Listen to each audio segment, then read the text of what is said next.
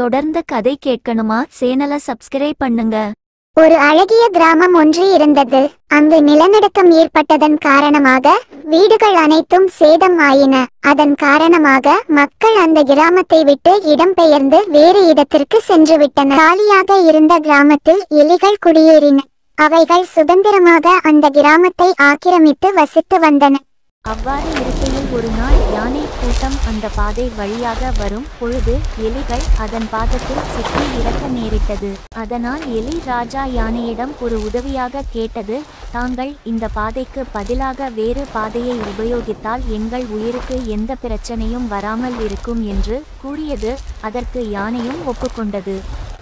சிறிது காலத்திற்கு பின் யானை காட்டில் இருக்கும் பொழுது ஒரு பெரிய கூண்டில் அகப்பட்டது. அப்பொழுது அந்த எலி யானையை அந்த கூண்டிலிருந்து காப்பாற்றியது.